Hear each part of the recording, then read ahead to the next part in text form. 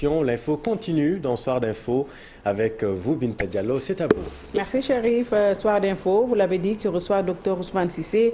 Il est maître de conférence à l'UCAD, neurologue au CHU de Fann. Ils ont mis en place une association qui lutte contre les AVC, les accidents vasculaires cérébraux. Bonsoir, Dr Cissé. Bonsoir, madame. Alors, oui. J'en profite aussi pour dire bonsoir aux téléspectateurs. Très bien. Avant de revenir sur l'association, son contenu et autres, parle-nous d'abord de l'AVC pour les Sénégalais qui ne connaissent pas. C'est quelle pathologie? Voilà. Merci pour cette question. L'AVC, c'est une maladie qui touche le cerveau, qui se caractérise par le fait que le cerveau a besoin de sang. Et c'est le sang qui lui donne l'oxygène et les nutriments dont il a besoin pour fonctionner. Le cerveau, comme l'ensemble des organes qui constituent l'être humain, a besoin de ça. Mais la particularité au niveau du cerveau, c'est que le cerveau n'a pas de réserve, ni en oxygène, ni en nutriments. Tout ce qui arrive, il le consomme et il attend. Donc, dès qu'il y a un défaut de perfusion du cerveau, l'AVC survient. Oui. C'est ça, pour vous expliquer la genèse, la naissance de l'AVC. Et il y a deux types d'AVC. Il y a les AVC où les vaisseaux qui alimentent le cerveau sont obstrués, on parle d'AVC ischémique. Et il y a les AVC où les vaisseaux se sont gâtés ou bien éclatés. Et où ces vaisseaux sont éclatés, oui. On parle d'AVC hémorragique. Oui. Tous les deux formes sont graves. Tous les deux formes sont potentiellement mortelles. Tous les deux formes peuvent être à l'origine d'handicap qui peut rester à vie. Oui, quels sont les facteurs de risque? Voilà, il faut savoir qu'il y a les facteurs de risque, mais aussi il y a les causes. Oui, les facteurs de risque sont souvent derrière les causes. Oui. C'est quoi les facteurs de risque? C'est, en premier lieu, c'est notre mode de vie. C'est notre mode de vie. Manger trop salé, trop sucré, trop gras, ne pas faire de l'activité physique. Si on est dans ce contexte, on est susceptible de développer le diabète, l'hypertension artérielle, le cholestérol et éventuellement l'obésité. Donc ce sont ces éléments qui constituent les facteurs de risque qui vont aller vers les causes comme les hémopathies, surtout les cardiopathies et les vasculopathies qui vont encore donner l'AVC. Donc pour résumer, il y a notre habitude, notre mode de vie qui est derrière, le plus souvent, qui donne avec manger trop salé, trop gras, trop sucré, ne pas faire de l'activité physique. Et c'est ça qui est derrière souvent le diabète, l'obésité, l'hypertension artérielle. Et c'est ça qui est derrière les causes que je viens de citer. Les problèmes cardiaques, les problèmes vasculaires et les problèmes hématologiques. Et qui peut être atteint d'AVC? Tout le monde. Les jeunes? Les sujets jeunes. Maintenant, parmi les causes que j'ai citées, ce sont les cardiopathies et les vasculopathies qu'on retrouve le plus souvent chez les sujets âgés. Et chez les sujets jeunes, les enfants, c'est souvent les hémopathies. Et en premier lieu, la drépanocytose, l'anémie, surtout si les sévères. Ça ne veut pas dire que tous les drépanocytaires vont avoir l'AVC. Ça ne veut pas dire que tous les malades qui ont l'anémie vont avoir l'AVC. Mais si on a la drépanocytose ou l'anémie, on est susceptible de développer l'AVC si ces pathologies ne sont pas prises en charge. Absolument. Sauf que jusque-là, docteur, il y a des gens qui pensent que l'AVC ne peut frapper que les personnes d'un âge assez avancé, que les jeunes sont à l'abri d'un AVC. Est-ce que c'est vrai qu'un jeune de 18 ans peut l'avoir comme ça tout de suite? Un jeune de 5 ans peut avoir l'AVC. Parce que j'ai répondu à cette question en moitié. Oui. Parce qu'il y a des causes qu'on retrouve chez les sujets âgés, et il y a des causes qu'on retrouve chez les sujets jeunes. Mmh. Parce que si l'ensemble des causes, c'est essentiellement les vasculopathies, les cardiopathies, les hémopathies, les vasculopathies et les cardiopathies, on les retrouve le plus souvent chez les sujets âgés. Même s'il y a des cardiopathies qu'on retrouve chez les sujets jeunes. Mais chez les sujets jeunes, le plus souvent, ce sont les hémopathies, la drépanocytose, l'anémie, surtout si les sévères, qui sont à l'origine. Parce que souvenez-vous ce que je vous avais dit. Le problème, c'est quoi? C'est bien irrigué. Qu'est-ce qui le fait? C'est le sang, avec les hématies. Donc si les hématies ne sont pas en nombre, la quantité d'oxygène qu'il va transporter vers ne sera pas suffisant, donc l'AVC peut survenir. Mais est-ce que cela veut dire que les hypertendus, quand même, sont les seuls sujets qui peuvent être frappés par un AVC? Les hypertendus, quand la tension augmente. Il faut contrôler la tension quand même. Oui. Il n'y a pas que les hypertendus. On peut ne pas avoir le diabète, ne pas avoir l'hypertension artérielle et développer l'AVC. Oui. Parce qu'il y a d'autres causes qui peuvent être derrière une cardiopathie et donner l'AVC. Il y en a beaucoup. Alors, depuis tout ce temps, depuis presque 2 ans, on ne parle que de Covid-19. Est-ce que la situation de cette maladie est assez grave au point que vous avez senti la nécessité de mettre en place une association? Voilà, parler de cette association, l'association a une particularité. Et cette particularité est le fait que ce sont les accompagnants des malades qui venaient à l'hôpital qui l'ont créé. Comment? Parce qu'en amenant leurs parents à l'hôpital, ils étaient choqués, tous. Ils nous posaient des questions, nous en tant que personnel médical. Qu'est-ce qui s'est passé? Pourquoi c'est mon parent a ça? Est-ce qu'on aurait dû prévenir ça? Donc, on leur donnait des réponses, mais ils ont vu que la prévention est possible eux-mêmes. Donc, leurs malades à l'AVC, leurs parents, mais ils ont dit qu'ils vont s'engager à faire connaître l'AVC, ses manifestations, ce qu'il faut faire pour un malade qui a un AVC, pour essayer de participer à sa survie, mais aussi qu'est-ce qu'il faut faire pour ceux qui ne l'ont pas encore, pour qu'ils ne développent pas l'AVC dans l'avenir. Donc c'est pourquoi l'association a été créée. C'est pour venir en aide les patients qui sont déjà victimes d'AVC, parce que la prise en charge est lourde, mais aussi pour faire en sorte que ceux qui ne l'ont pas ne développent pas l'AVC en connaissant ce qui peut être à l'origine et l'éviter. Oui, alors l'association, elle est née depuis quand? Il est né exactement le 31 octobre 2019. 2019. Oui. Et qu'est-ce que vous avez fait pour aider ceux qui sont dans les difficultés? Voilà.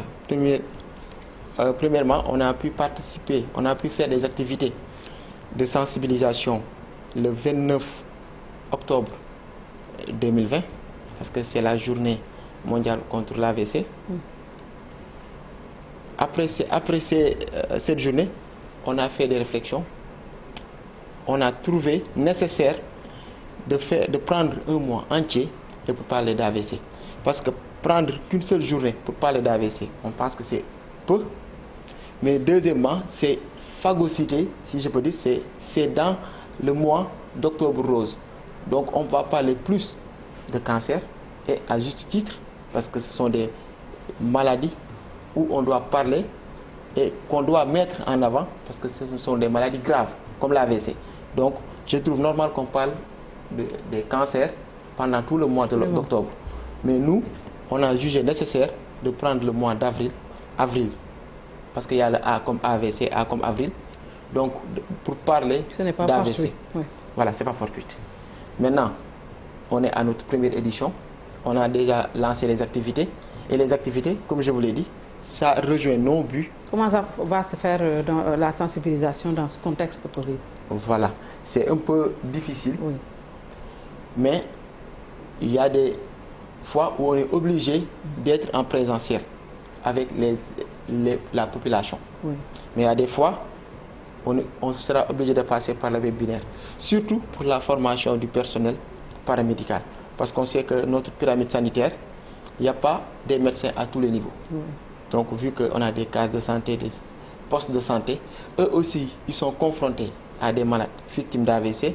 Donc, si le malade arrive, eux, ils doivent être capables de prodiguer les premiers soins avant l'évacuation. Donc, pour le personnel médical et paramédical surtout, on fait des webinaires. Mais pour la population, le plus souvent, on fait des campagnes de sensibilisation. On en a fait quelques-uns pour l'instant. On va en faire d'autres pendant tout le mois. le but, c'est de faire en sorte que les populations chassent ce qu'on fait et qui peut être derrière l'AVC afin de les éviter. Mais pour la prise en charge aussi, vous avez dit que votre association aide ceux qui n'ont pas les moyens. Oui. Est-ce que vous avez, quel genre d'aide par exemple vous avez fait? Des médicaments essentiellement. Aussi, quand on fait un AVC, il y a les causes. Donc il faut connaître la cause pour éviter les récidives. Donc il y a un bilan à payer et ça coûte cher. L'association a reçu des dons pour pouvoir payer. De qui? De beaucoup de bonnes volontés. De beaucoup de bonnes volontés. Je ne veux pas citer leur nom, mais de beaucoup de bonnes volontés qui ont participé, qui ont donné de quoi nous permettre de payer le bilan étiologique. Ça veut dire que faire en sorte de connaître la cause, c'est celui qui a déjà fait l'AVC pour le traiter, pour que ça ne se répète pas. Parce que faire un AVC, c'est une chose, en faire deux, c'est autre chose. Donc, on n'avait pas pu trouver la cause. Et on aurait pu trouver la cause si on avait fait les investigations. Peut-être après, je vais y revenir. Mais vous avez fait un AVC. Dans la prise en charge, il faut impérativement connaître la cause pour que ça ne se répète pas. Oui. Oui. C'est une maladie qui coûte cher. Pour les personnes qui n'en ont pas, comment est-ce qu'ils vont faire pour s'en sortir, pour se soigner normalement? Déjà, on n'a pas assez de structures. Est-ce qu'il y a assez de personnel de santé pour ça? Bon. À l'instar de beaucoup de spécialisations, pour les neurologues, le nombre n'est pas... Le nombre fait défaut. Le nombre fait défaut. Une vingtaine, tout au plus. Pour tout le Sénégal. Oui, pour tout le Sénégal. Donc le nombre fait défaut. Donc il y a des régions qui n'ont pas de localités qui n'ont pas de neurologue. Oui, des régions même qui n'ont pas de neurologue. Et quand ils font un AVC à l'intérieur du pays, comment ils font les premiers gestes? Voilà, c'est pourquoi on est en train de vouloir former le personnel médical et surtout paramédical pour qu'ils puissent faire les premiers soins avant d'acheminer le malade là où il y a un neurologue. Oui. Oui. Mais justement, quels sont les premiers gestes à faire, même pour la famille?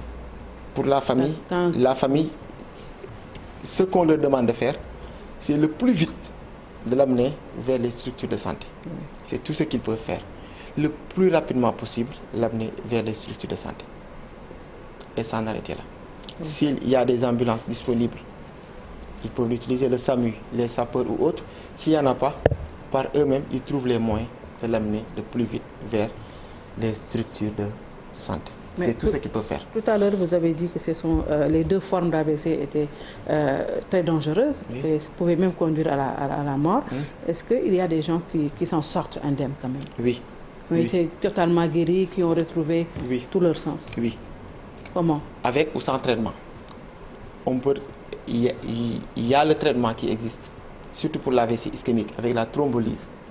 Mais même sans thrombolyse, il y a des gens qui récupèrent avec une rééducation. Il y en a même qui n'ont même pas besoin de rééducation parce que tout dépend de l'atteinte, du degré d'atteinte de la maladie. Il y en a qui ont un déficit qui est complet. Il y en a qui ont un déficit qui est frustre, comme on dit en médecine. Donc, ça dépend du degré d'atteinte et la récupération dépendra de ça. Il y en a qui ont besoin que de la rééducation. Il y en a qui ont besoin de la thrombolyse, surtout s'il s'agit d'AVC ischémique, pour espérer une récupération. Alors, tout le mois d'avril, c'est un mois de sensibilisation. Comment est-ce que les populations vont venir vers vous pour vous poser des questions? Voilà. On compte d'abord sur les médias, parce qu'il y a des campagnes de publicité qui ont été faites pour dire qu'il y a des journées portes ouvertes. On l'a fait. Oui. Et on va terminer ça à Dalal Jamm. Oui. Donc, chaque jour ou bien? Oui, c'est chaque jour à Fann, mais... Au service neurologie? Oui, au service de neurologie. Mais notre dernière journée, la dernière journée, on va le faire à Dalal Jamm. C'est le 30 mars. Oui. Donc, chaque jour, on est là. Il y a des activités qu'on fera parallèlement pour le personnel médical et paramédical. Mais l'essentiel... c'est la prévention. Et la prévention, c'est la population. Et la population, il faut qu'ils connaissent ce qu'il faut éviter. Mais justement, qu'est-ce qu'il faut éviter? Ce que j'ai dit au début. Vu que avoir une bonne hygiène de vie. Avoir une bonne hygiène de vie. Manger moins salé, manger moins sucré, manger moins gras, faire de l'activité physique. Ce que le Sénégalais ne sait pas faire, justement.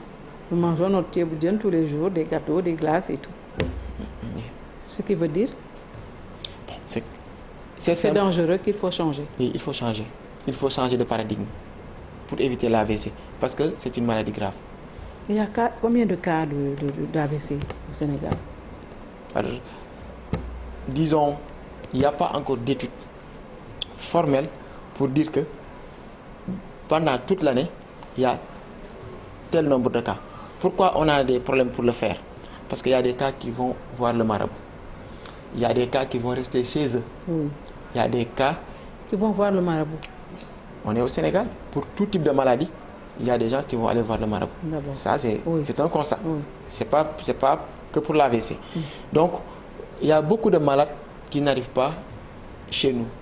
Et on ne peut pas les comptabiliser. Et pour les cas qui arrivent chez vous? Pour les cas qui arrivent chez nous, le service de neurologie de l'hôpital Fann, qui est l'unique service de neurologie ici au Sénégal, en moyenne, on en reçoit entre 10 à 15 nouveaux cas par jour. Dans les hôpitaux qui ont quand même un plateau technique très très défaillant, comment est-ce que vous faites pour la prise en charge? Il y a quand même un personnel qualifié, mais les structures quand même, il n'y a pas de plateau technique adéquat. Comment est-ce que vous faites pour bien prendre en charge les malades? Dans la plupart des cas, ils nous le réfèrent, en espérant que nous avons de la place pour les accueillir. Le plus souvent, c'est ça qui se passe. La plupart du temps, les malades aussi sont rejetés. On dit qu'il n'y a pas de place. Et chaque minute compte quand même pour ce malade. Oui, parce qu'en cas d'AVC, on dit time is brain. Oui. Le temps, c'est du cerveau. Chaque minute compte. Mais si on n'a pas de place, on n'a pas de place. Et pourquoi il n'y a pas de place? Pourquoi il n'y a pas assez de structure? Ce n'est pas la question que je devais vous poser d'ailleurs. Je pense que cette question, c'est pour le ministre de la Santé. Oui. Je pense que c'est pour le ministère et pour le ministre de la Santé. Est-ce que ce n'est pas la question qui fait que les cas prolifèrent et que beaucoup de malades ne s'en sortent pas parce qu'il arrive qu'ils soient traînés d'hôpital en hôpital? Oui. Défaut de place, défaut de personnel qualifié, le malade va en pâtir. Ça, c'est sûr et certain. Donc, si on a plus de place et que le personnel qualifié, on augmente le nombre, ça ne va être bénéfique que pour les populations. Et c'est l'association œuvre dans ça aussi, en collaboration, certainement, et peut-être prochainement avec le ministère de la Santé. Oui. Mais nous, on aimerait que l'ensemble des malades victimes d'AVC soient traités comme il faut. De trouver un hôpital. Un hôpital avec personnel qualifié, avec le matériel qu'il faut. Et comment est-ce que vous faites dans cette situation de Covid-19? Parce qu'on a pratiquement vu que dans tous les hôpitaux, que les lits sont occupés. Oui. Oui. Comment est-ce que vous faites? Avant la Covid-19, on avait un problème de place. Avec la Covid-19, ça n'a fait que s'empirer. Oui. Voilà. Les gens sont en train de mourir dans les hôpitaux. Je n'irai pas jusqu'à dire ça, mais il y a des problèmes à gérer. S'il n'y a pas de place, comment est-ce que vous pouvez les soigner? Non. Il n'y a pas de place à l'hôpital Fann. Le malade va à Principal. S'il n'y a pas de place, il n'y a pas que Principal et Fann. Il peut aller ailleurs. Mais en tout cas, ce qui est sûr, moi, ce que je peux dire en tant que personnel de santé, il nous faut l'équipement et le personnel pour soigner. Il y a ce qui existe au Sénégal, il y a ce qui manque, ça c'est certain. On n'a pas tout, on va essayer de les avoir. C'est ça l'un des buts de l'association, même si il ne peut pas l'atteindre. Oui. Mais aller parler aux autorités, faire en sorte que ça se réalise. Vous avez déjà rencontré le ministre, pas encore, non? Bon, quelques autorités, pas le ministre, mais quelques autorités quand même, qui sont au niveau du ministère. Et on est en train de voir ce qui est possible pour les malades, mais aussi pour ceux qui ne sont pas encore malades, parce qu'en premier lieu, c'est la prévention. Oui. Et ensuite, prendre en charge les malades, parce que même si on a une bonne prévention, il y aura toujours des malades. Mais quand les malades, les démunis vous entendent, ils vont certainement demander votre numéro. Est-ce que vous aidez tout le monde, tous ceux qui ne peuvent pas se prendre en charge? Ça dépend de ce qu'on a. Oui. Ouais, on va aider en fonction de ce qu'on a à notre disposition. Votre dernier mot? Voilà, je vais terminer par parler de la prévention, uniquement de la prévention, pour dire que en plus de manger moins salé, moins sucré, moins gras et faire de l'activité physique, il faut savoir faire des examens pour détecter ce qui peut être à l'origine de l'AVC, surtout chez les sujets âgés, parce que l'AVC touche plus les sujets âgés que les jeunes, mais ça touche tout le monde. Comment faire un bilan cardiovasculaire complet le plus souvent, surtout les sujets de plus de 50 ans. D'habitude, je dis, quelqu'un qui a plus de 50 ans doit avoir un cardiologue, si possible.